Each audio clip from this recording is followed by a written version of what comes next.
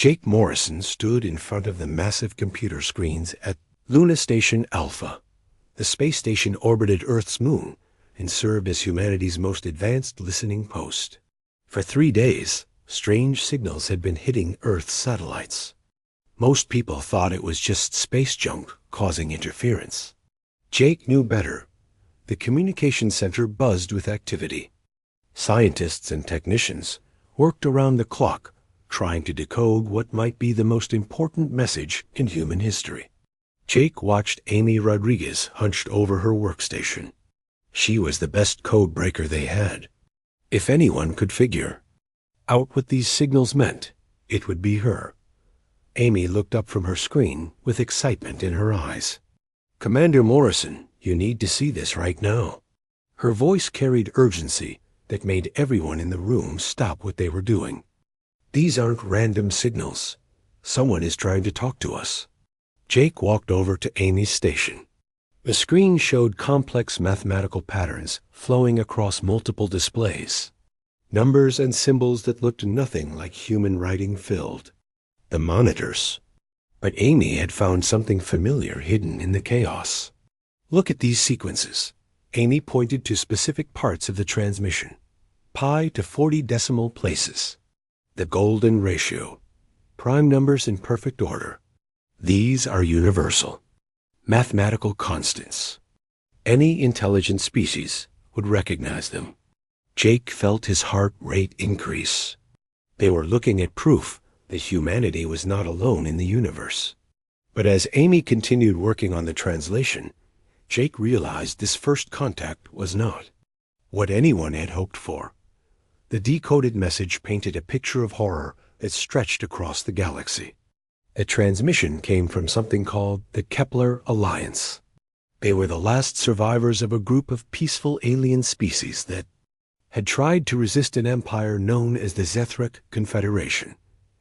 Amy's translation software worked through the night. Each new section of the message revealed more disturbing information. The Zethrock were conquerors who had been destroying civilizations for hundreds of years. They would attack peaceful worlds, kill anyone who resisted, and enslave the survivors. Entire species had been wiped out or forced into labor camps on distant planets. The Kepler Alliance had tried to fight back. They had formed a military coalition of 12 different species. For 50 years, they had held the Zethrak at bay. But their defenses had finally collapsed. One by one, their worlds fell to the invaders. Now only a few thousand Alliance survivors remained, hiding in broken ships and abandoned stations. Jake read the translated sections with growing alarm. The Alliance was sending out desperate messages to anyone who might be listening. They were asking for help from any species advanced enough to receive their transmissions. But they also included warnings about the Zethric military machine. The Empire had thousands of warships. Their technology was centuries ahead of most species they encountered. They used energy weapons that could melt through the strongest armor. Their ships could travel faster than light and strike without warning. Worst of all, they seemed to enjoy causing suffering to their victims. As Amy worked deeper into the message, she found something that made her face go pale. "Commander, there's more. The Zethric know about Earth." Jake felt ice form in his stomach. "What do you mean they know about you?" Amy pulled up a new section of the decoded transmission. The Alliance kept databases about every species they encountered. When the Zethric captured their command centers, they got access to all that information, including data about a small blue planet in what they call the Sol System. The message included detailed information about Earth that could only have come from long-range observations. The Zethric knew about human population centers, major cities, and military installations. They had been watching humanity for years without anyone realizing it. But the worst part was what the Zethric planned to do with this information. According to the Alliance data, Earth was marked for something called a resource extraction operation. The Zethric had classified humans as a primitive mammalian species suitable for manual labor tasks. Jake read the cold, clinical description of humanity's planned fate. The Zethric would arrive with enough firepower to destroy any resistance. In days, they would kill anyone who fought back and capture the rest. Human survivors would be shipped to mining worlds and factory planets throughout the Empire. Earth itself would be stripped of metals, minerals, and anything else valuable. The timeline made everything worse. According to the Alliance calculations, the Zethric invasion fleet was already being assembled. They would reach Earth in approximately 6 months. Humanity had less than half a year to prepare for the end of their civilization. Amy continued translating through the night. Each new section revealed more details about Zethric methods and capabilities. They preferred to attack without warning, using overwhelming force to break enemy morale quickly.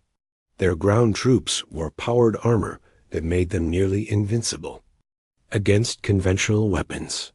Their ships could bombard planets from orbit until all resistance ceased.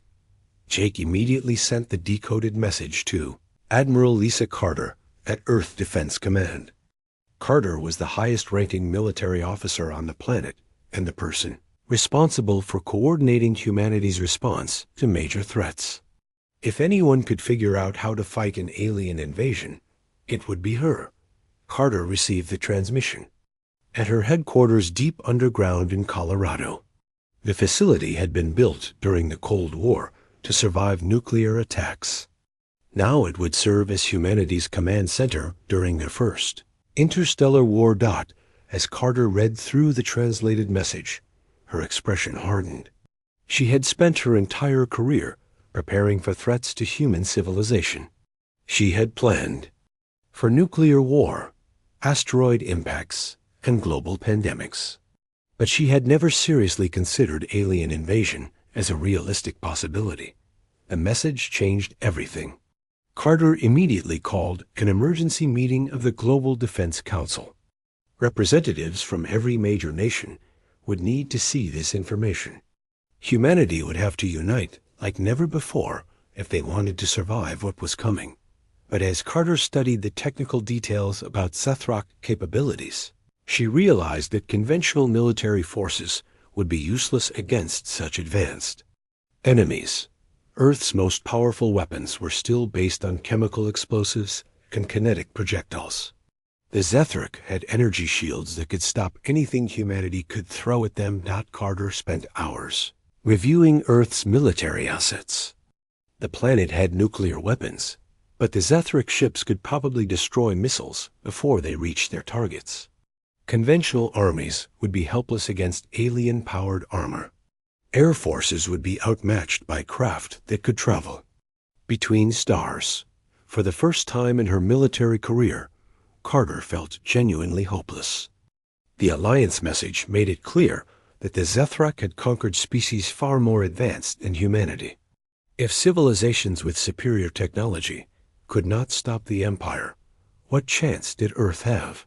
But Carter was a soldier, and soldiers did not give up. She began making plans for humanity's defense, even though the odds seemed impossible. If Earth was going to fall, it would not happen without a fight. Every human who could hold a weapon would resist the invasion.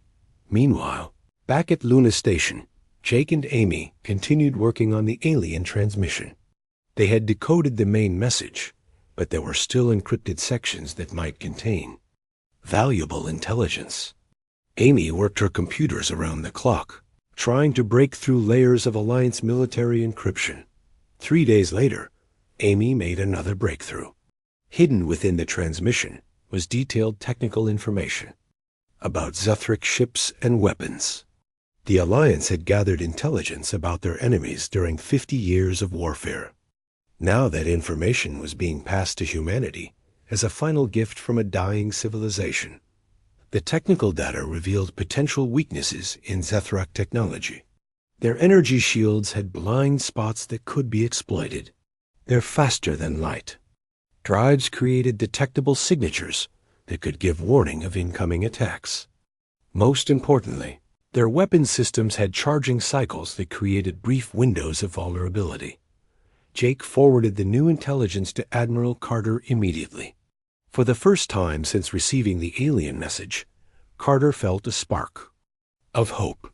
The information would not be enough to guarantee victory, but it gave humanity a fighting chance. Carter called her staff together for another emergency briefing. Ladies and gentlemen, we just received detailed intelligence about the enemy's capabilities and weaknesses. I want every piece of this information analyzed and turned into actionable battle plans.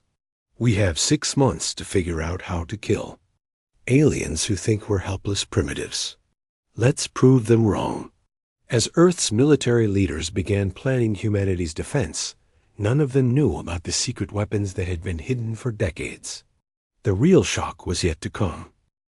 Dr. Marcus Webb walked into the underground briefing room, carrying a metal case that would change everything humanity thought they knew about their own planet. The Global Defense Council had gathered in emergency session after receiving the alien transmission. Representatives from every major nation sat around the massive conference table, their faces showing the strain of learning that Earth faced extinction in 6 months. Admiral Carter stood at the head of the table as Webb entered. She had called this meeting to discuss humanity's options for defending against the Zethrock invasion. Most of the council members expected to hear about mobilizing conventional military forces and preparing for a hopeless last stand. They had no idea what Webb was about to reveal. Webb set his case on the table and looked around the room.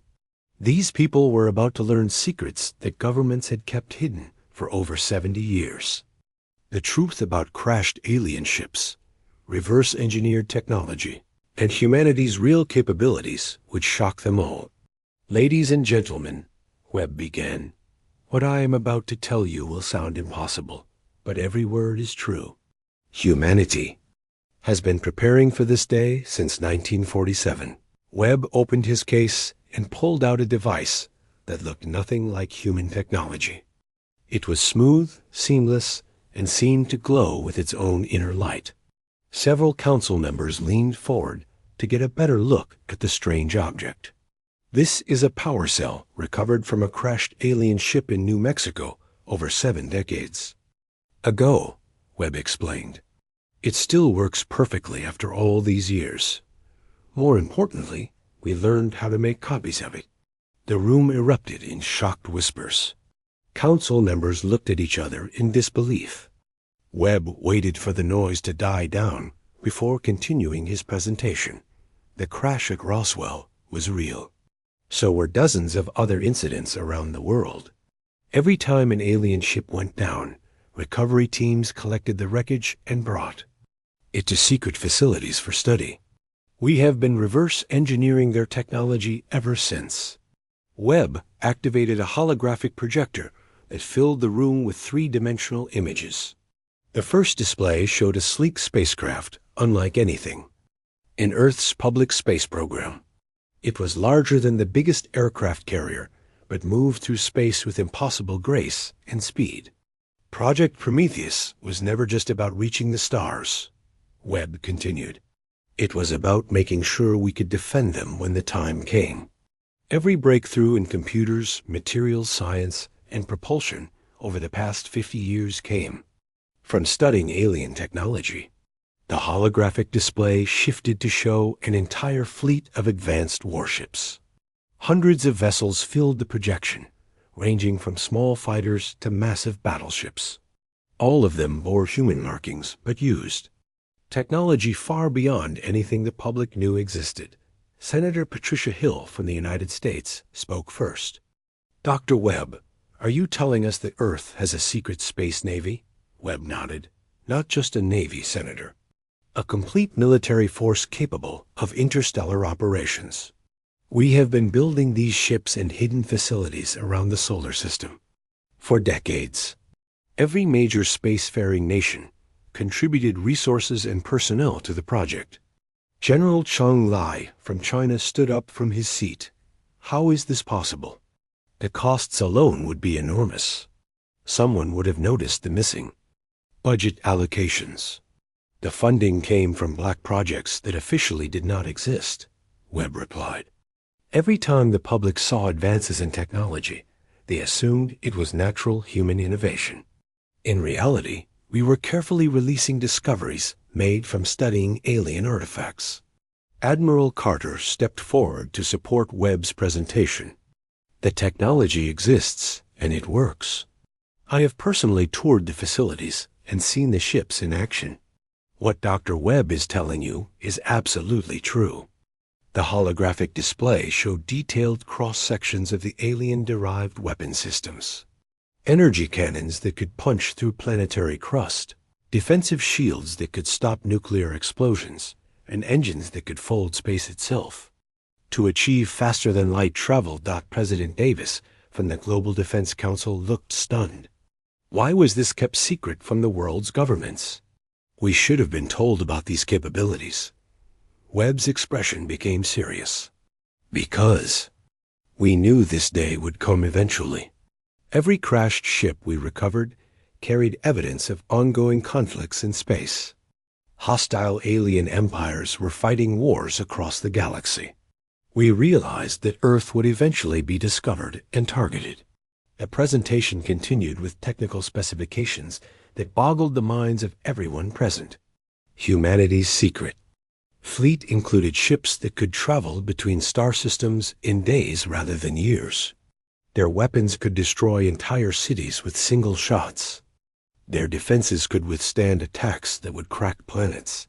Captain Ryan Brooks entered the briefing room during Webb's presentation.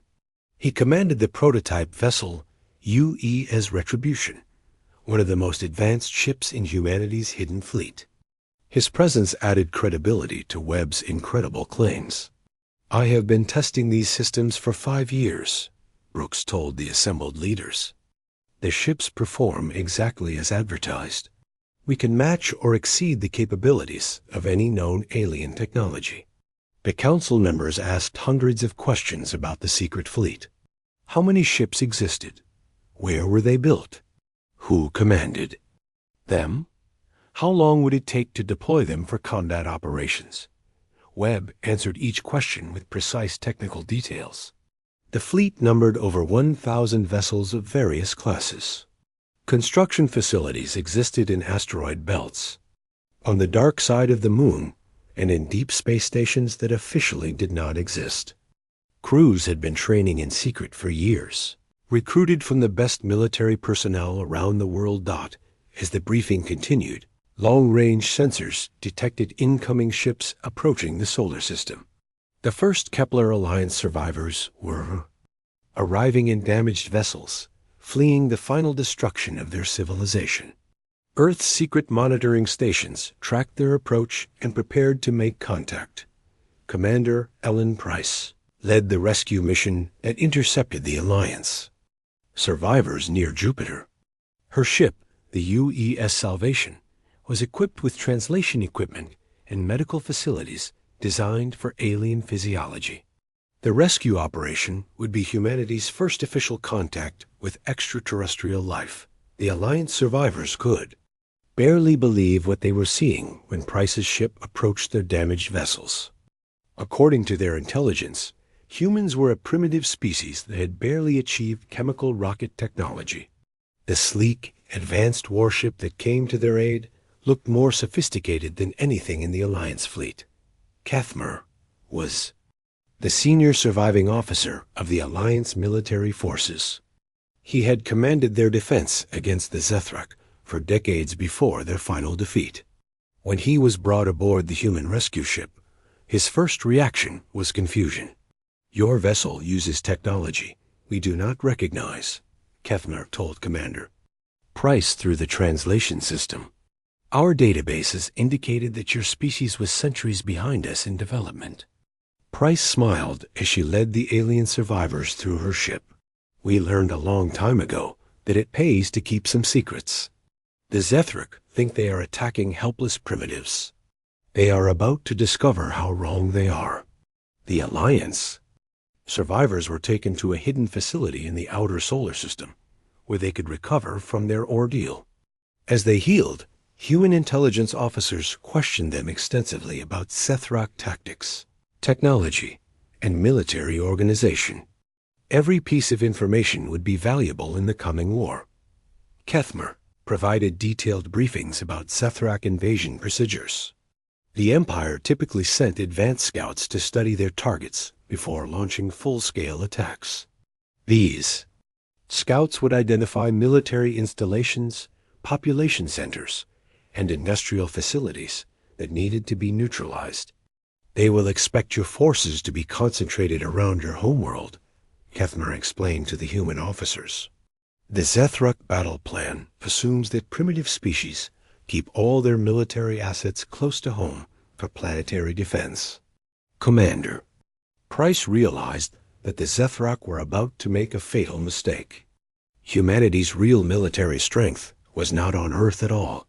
The secret fleet was distributed throughout the solar system and beyond, hidden in locations the enemy would never think to look at, as news of the Alliance survivors spread through the secret military network. More details about the hidden fleet became known. Production facilities were working around the clock to complete additional ships. Training programs were accelerated to prepare crews for combat operations. Weapons systems were tested and refined based on intelligence gathered from the refugees. Most shocking revelation came when Webb showed the council members footage from the hidden shipyards. Massive construction facilities built inside hollowed-out asteroids contained assembly lines producing warships at an incredible rate. Each facility was larger than any city on Earth, but remained completely invisible to outside observation. Admiral Carter concluded the briefing with a simple statement that changed everything. The Zethrak Empire thinks they are coming to conquer a defenseless planet. Instead, they are about to face the most advanced military force humanity has ever assembled. We have been preparing for this war for 70 years. Now it is time to show them what we have learned. Admiral Lisa Carter stood on the bridge of the UES Vengeance, humanity's most powerful warship. The massive vessel stretched over 2 miles from bow to stern and carried enough firepower to destroy entire fleets. Around her, the largest military force in human history prepared for their first interstellar war.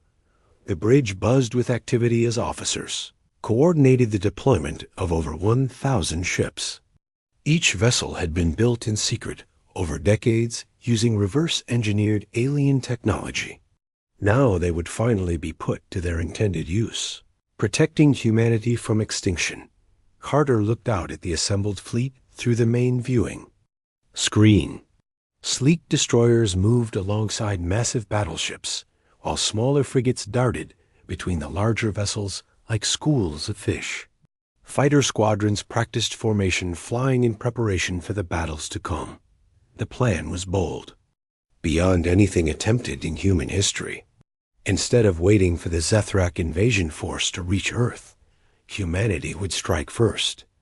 Intelligence gathered from Alliance survivors had revealed the locations of 17 major Zethrak military installations spread across their empire.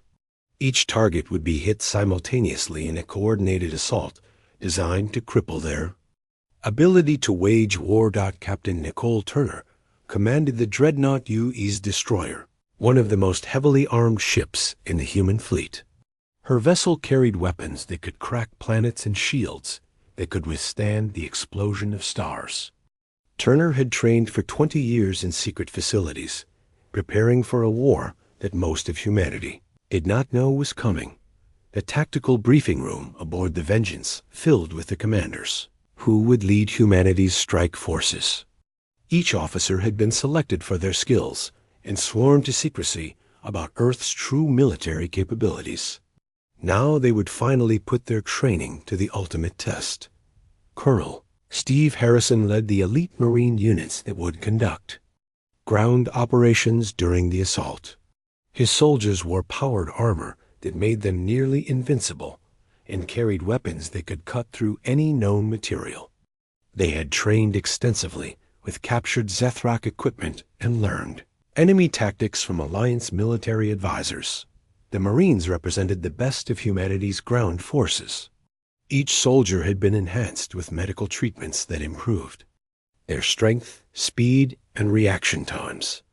Their armor provided life support for extended operations in hostile environments and came equipped with weapon systems that could adapt to any threat. Lieutenant Danny Kim piloted one of the new fighter craft that would provide close support during the attacks.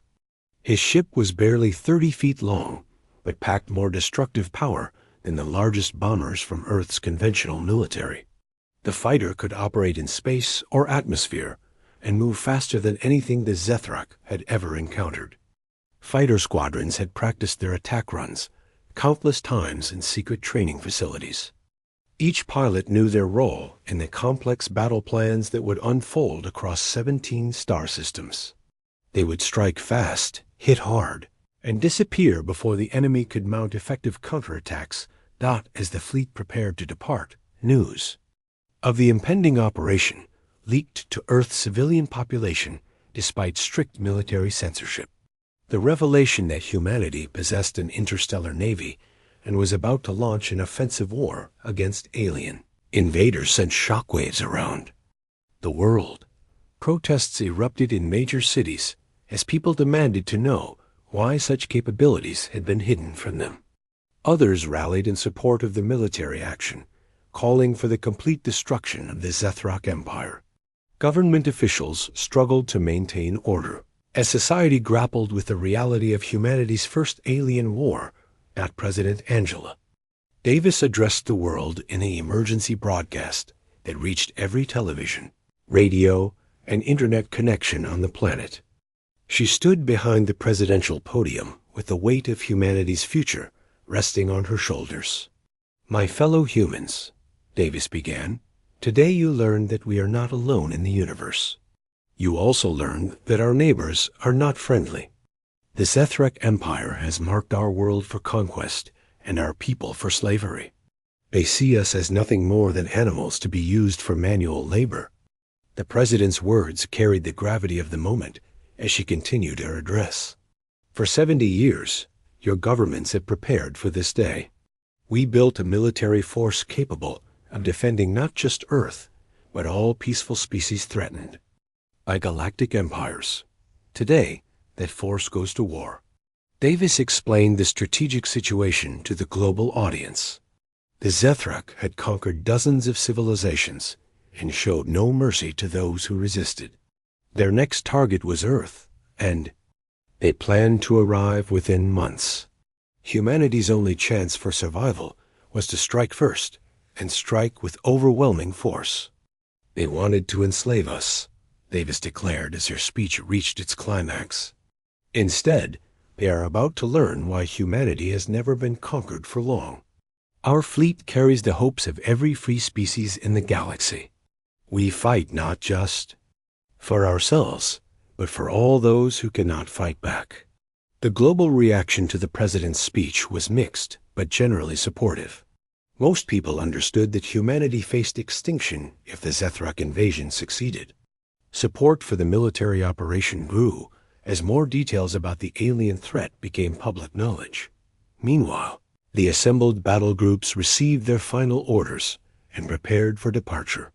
Each fleet would travel to its assigned target, using faster-than-light drives that could cross interstellar distances in days rather than years.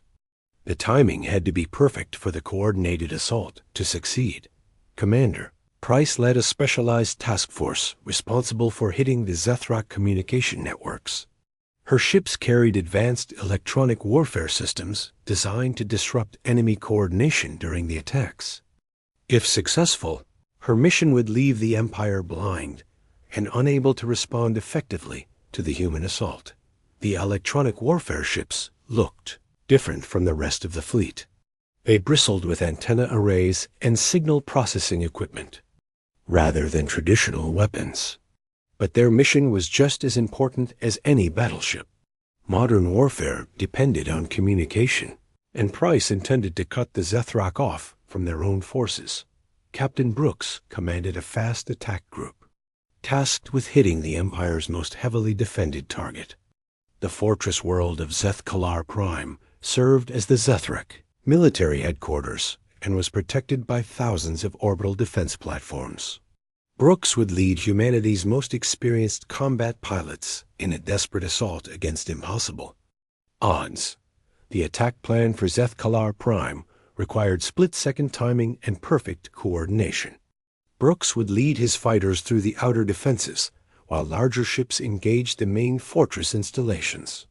Marine assault units would then land on the planet's surface to capture or destroy the Zethrak command center's dot as the departure. Time approached. Admiral Carter made a final inspection of her flagship. The Vengeance carried more firepower than any vessel in human history, but Carter knew that technology alone would not win this war. Victory would depend on the courage and skill of the men and women who crewed these ships. The ship's corridors buzzed with final preparations as crew members checked weapon systems, loaded ammunition, and ran diagnostic tests on critical equipment. Every person aboard understood that they were about to make history. Humanity was leaving its home solar system to fight its first interstellar war in the fighter bays. Pilots made final checks of their craft, while ground crews loaded specialized munitions designed to penetrate Zethrak shields. The fighters would be humanity's eyes and ears during the battles, providing reconnaissance and close support for the larger ships. The medical bays prepared for casualties by stocking supplies and setting up treatment areas for both human and alien physiology. Combat medics trained extensively to treat wounds caused by energy weapons and other exotic technologies they might encounter. Engineering sections ran final tests on the faster-than-light drives that would carry the fleet across the galaxy. The drives used principles of physics that few humans fully understood, but they worked reliably and could outperform anything in the Zethrak arsenal as the final countdown began. Admiral Carter took her position on the bridge of the Vengeance. Around her, officers prepared to coordinate the largest military operation in human history. The fate of Earth and countless other worlds would be decided in the battles to come. All ships report ready for departure, announced the fleet communications. Officer, jump drives are charged and coordinates are locked in. Carter looked out at her assembled fleet one last time before giving the order that would change the galaxy forever. All units, this is Admiral Carter. Execute Operation Retribution. Jump in 3, 2, 1, mark. Space around the fleet began to fold and twist as hundreds of ships activated their faster-than-light drives simultaneously. In moments, the largest armada in human history vanished from the solar system, carrying Earth's wrath toward an unsuspecting enemy. The attack began at exactly 040 hours, Galactic Standard Time, across 17 star systems simultaneously. Captain Ryan Brooks led his assault group out of faster-than-light travel just outside the Zeth-Kalar Prime system, where the heart of the Yethrak Empire waited in complete ignorance of the storm about to hit them. Brooks watched his tactical display as hundreds of human ships materialized from folded space around him. The element of surprise was total. Zethrak sensors had detected nothing until the human fleet appeared practically on top of their most heavily defended world. Orbital defenses around Zeth-Kalar Prime were massive beyond anything Earth had ever built. Thousands of weapons platforms surrounded the planet in multiple defensive shells. Each platform carried enough firepower to destroy cities and was protected by energy shields that could stop nuclear explosions. But the Zethrak had built their defenses to fight enemies they understood. They expected attacks from ships using conventional propulsion and weapons based on known physics. They had never faced an enemy that could phase their weapons through shields or appear inside their defensive perimeters without warning. Admiral Zethran commanded the Empire's defense forces from his flagship in orbit above the capital world. He was reviewing routine patrol reports when his sensors officer suddenly screamed in alarm. The display screens around him filled with contact indicators as hundreds of unknown ships appeared throughout the system. Where did they come from? Zethran demanded as his bridge crew scrambled to respond to the impossible situation. How did so many ships get past our sensor networks? The sensor officer's hands shook as he tried to make sense of the readings. Sir, they just appeared. One moment space was empty, the next moment they were there. I have never seen anything like it. Zethrain stared at the tactical display in disbelief. His intelligence reports had indicated that the humans were a primitive species, with crude chemical rockets and simple projectile weapons. The sleek, advanced warships surrounding his planet looked more sophisticated than anything in the Zethrak fleet. The first human weapons fired before the Zethrak could even raise their shields. Brooks watched with satisfaction as streams of energy tore through the outer defense platforms like they were made of paper. The aliens had built their shields to stop conventional attacks, but human weapons operated on principles the Zethrak had never encountered. Lieutenant, Commander Kate Sullivan piloted her fighter through the chaos above the industrial world of Mordith. Her target was a massive shipyard complex that produced Zethrak warships. The facility was protected by hundreds of automated defense turrets and a squadron of enemy fighters. Sullivan's fighter moved through space with impossible agility, dodging energy beams that would have vaporized conventional aircraft. Her ship could phase in and out of normal space, making her nearly impossible to hit while allowing her weapons to strike targets that thought they were safely hidden behind shields. The Zethrak pilots had trained their entire lives for space combat, but they had never faced an enemy like this.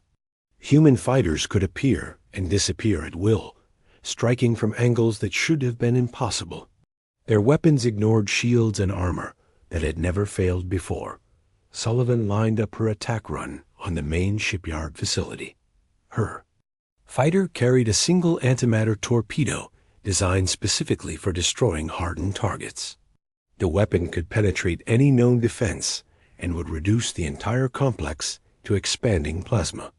Target locked, Sullivan reported over the tactical network. Firing antimatter torpedo. The weapon streaked across space faster than the Zethrak sensors could track. It passed through the shipyard's shields as if they did not exist and detonated deep inside the main construction facility. The explosion lit up the planet's night side like a new sun as billions of tons of metal and machinery were converted to pure energy. On the ground, Colonel Steve Harrison's Marines landed at strategic points across 17 different worlds. Their mission was to capture or destroy Zethrak command centers while the space battle raged overhead. Harrison himself led the assault on the Empire's main intelligence facility. The Marines wore powered armor that made them look like walking tanks. Each suit was equipped with weapon systems that could adapt to any threat and defensive systems that could stop anything the Zethrak could throw at them. The armor also provided full life support for operations in hostile environments. Harrison's unit materialized inside the intelligence complex using personal teleportation devices. The Zethrak guards never saw them coming. One moment the corridors were empty. The next moment they were filled with armored figures carrying weapons that fired beams of pure destruction. The alien soldiers tried to fight back, but their energy rifles were useless against human armor. The beams that could melt through their own protective gear bounced harmlessly off the Marines' shields. Meanwhile, human weapons cut through Zethrak armor like it was made of cloth. Resistance is minimal, Harrison reported as his team secured the main computer core. These guys were not expecting visitors. We have access to their entire intelligence network. The data they captured revealed the full scope of Zethrak operations throughout the galaxy. The Empire controlled over 40 star systems and had detailed invasion plans for hundreds more. Girth was just one target on a very long list of worlds marked for conquest. But the intelligence files also revealed something that made Harrison smile grimly. The Zethrak had classified humanity as a Class 7 threat, the lowest possible rating. They expected to conquer Earth with a single battle group and minimal casualties. Meanwhile, Commander Ellen Price led her electronic warfare squadron in an assault on the Zethrock communication hub, Petveltar Station. The facility served as the nerve center for the Empire's military communications network. If Price could take it out, the enemy would be unable to coordinate their response to the human attacks. Price's ships looked different from the rest of the human fleet. Instead of weapons, they carried sophisticated jamming equipment and computer viruses designed to infiltrate alien networks. Her mission was to turn the Zethrak communication system against itself. Beginning electronic attack, Price announced as her ships moved into position around the communication station. Uploading virus packages now. The virus had been created using data provided by Alliance survivors who understood Zethrak computer systems. It was designed to spread through their networks like a plague, corrupting data and sending false orders to military units throughout the Empire. The station's defenses tried to stop the intrusion, but human computer technology was generations ahead of anything the Zethrock had developed. The virus spread through their systems faster than their security programs could contain it. Within minutes, Zethrock commanders across the galaxy began receiving contradictory orders. Some units were told to retreat while others were ordered to advance. Supply convoys were redirected to empty space while reinforcements were sent to the wrong star systems. Admiral Zethron watched in horror as his carefully organized empire dissolved into chaos. His own flagship was receiving conflicting orders from multiple sources. Half of his fleet was trying to follow one set of commands, while the other half attempted to execute completely different instructions. "Sir, our communication networks have been compromised," his communications officer reported. "We are receiving false orders from multiple sources. I cannot tell which commands are legitimate." Zethron realized that his enemies had done more than just attack his military installations. They had turned his own command structure against him. The empire that had conquered dozens of worlds was tearing itself apart from within. The space battle above Zethkalar Prime reached its climax as Brooks led his fighters against the main orbital fortress. The structure was the size of a small moon and carried enough weapons to defend an entire star system. But like everything else the Zethrak had built, it was designed to fight conventional enemies.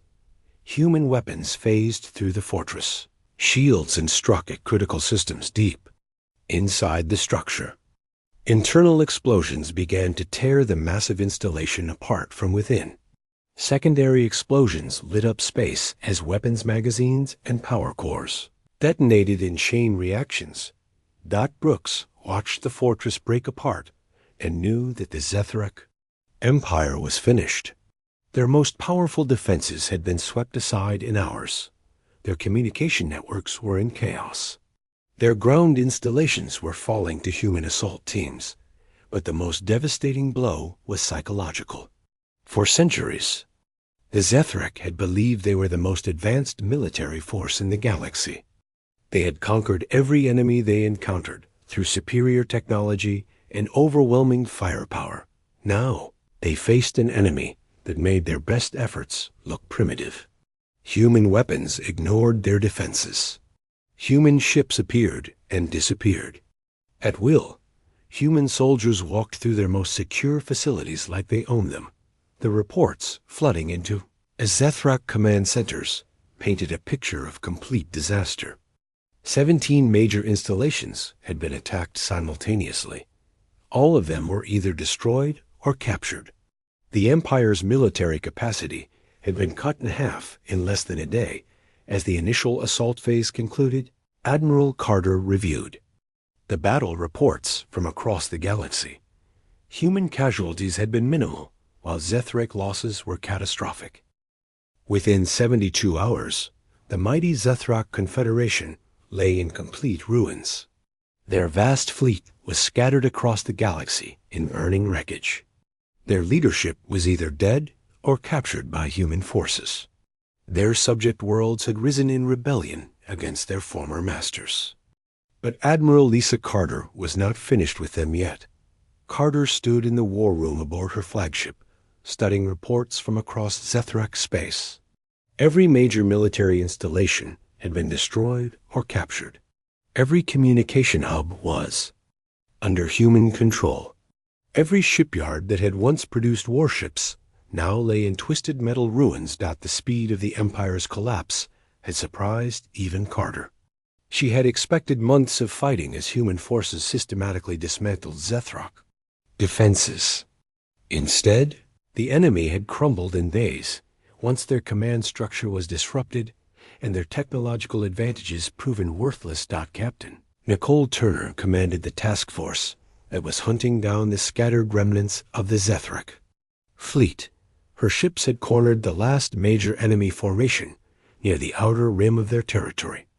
The alien commanders were trying to escape to unexplored space, where they might regroup and plan their revenge. Turner watched her tactical display as the surviving Zethrak ships attempted to flee the battle zone. There were perhaps 50 vessels left from a fleet that had once numbered in the thousands. They moved with the desperation of animals running from predators. "This is Captain Turner to all Zethrak vessels," she broadcast on all frequencies. "You are surrounded and outgunned. Surrender immediately, and your crews will be treated according to civilized rules of war. Continue to resist, and you will be destroyed." The alien commander's response came back filled with hatred and defiance. "We will never surrender to inferior species. The Zethrak Empire will rise again and claim vengeance for this defeat. Your primitive race cannot hold what you have taken." Turner sighed and shook her head. Some enemies never learned when they were beaten. All human ships open fire. Show them how primitive we really are. The battle was over in minutes. Human weapons tore through the fleeing Zethrak ships like they were made of tissue paper. Advanced shields and armor that had protected the Empire for centuries proved useless against weapons that operated outside known physics. Meanwhile, the trials of captured Zethrak leaders had begun on the former capital world. Admiral Carter had established a special court to judge the Empire's war crimes spanning centuries of conquest and slavery. Representatives from dozens of liberated species gathered to witness justice being served. The courthouse was built inside the former Zethrak Parliament building, where laws had once been passed to justify the enslavement of entire civilizations. Now those same chambers would hear testimony about the Empire's crimes against innocent species throughout the galaxy. Admiral Zethron sat in the defendant's chair, his once proud uniform replaced by simple prison clothes. Around him sat the surviving members of the Zethrak High Command, all facing charges of genocide, slavery, and crimes against sentient life. Carter took the witness stand to present evidence of Zethrak atrocities. The prosecution had collected data from hundreds of conquered worlds, documenting the systematic destruction of peaceful civilizations. The evidence was overwhelming and undeniable. The defendants stand accused of organizing the largest campaign of genocide in galactic history, Carter stated as she addressed the court. Over the past 5 centuries, the Zethrak Empire has destroyed 47 separate civilizations and enslaved the populations of over 200 worlds. The evidence presented included recordings from the Empire's own archives. Zethrak commanders had documented their conquests in detail, proud of their ability to break enemy resistance quickly and efficiently. Now those same records served as proof of their crimes, but the testimony that sealed the Empire's fate came from human prisoners who had been captured during the brief ground fighting. Marine Sergeant Bill Rodriguez took the stand to describe his treatment at the hands of Zethrak interrogators. "They wanted information about Earth's defenses," Rodriguez testified. "When I refused to answer their questions, they used torture, devices that caused incredible pain without leaving permanent damage. They said humans were just animals and did not deserve mercy." The courtroom fell silent as Rodriguez described the systematic torture inflicted on captured Marines. The Zethrak had violated every civilized rule of warfare, treating human prisoners worse than wild animals. Their actions proved they viewed other species as nothing more than resources to be exploited. Other human prisoners gave similar testimony about beatings, starvation, and psychological torture designed to break their spirits. The Zethrak had experimented on captured humans like laboratory animals, testing the limits of human endurance and pain tolerance. Admiral Zethron showed no remorse as he listened to the testimony. When given the chance to speak in his own defense, he remained defiant and unrepentant. "We conquered because we were strong and they were weak," Zethran declared. "That is the natural order of the universe. The strong rule and the weak serve. Your species may have won this battle, but you cannot change the fundamental nature of existence." Carter stood up from her chair and walked over to face the former Zethrak commander directly. Her voice carried the cold fury of someone who had seen too much death and suffering. "You are wrong about the natural order," Carter told him. "The strong do not rule through conquest and cruelty. They protect those who cannot protect themselves. You have spent centuries proving you are not strong at all. You are just bullies who picked on smaller opponents." The trial continued for weeks as more evidence was presented and more witnesses testified. Species after species came forward to describe what the Zethrak had done to their worlds. The pattern was always the same: sudden attack, overwhelming force, and brutal subjugation of survivors. While the trials proceeded, Captain Turner led human battle groups in systematically dismantling every remaining Zethrak military installation throughout their former territory. Weapons factories were destroyed.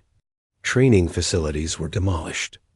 Everything that could be used to rebuild the Empire's military capacity was eliminated.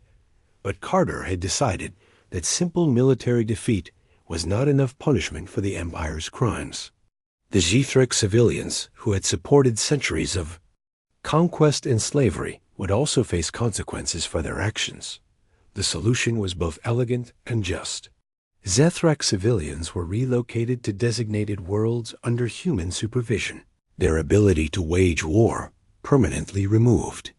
They would be allowed to live peacefully, but they would never again possess the technology or organization needed to threaten other species. Dr.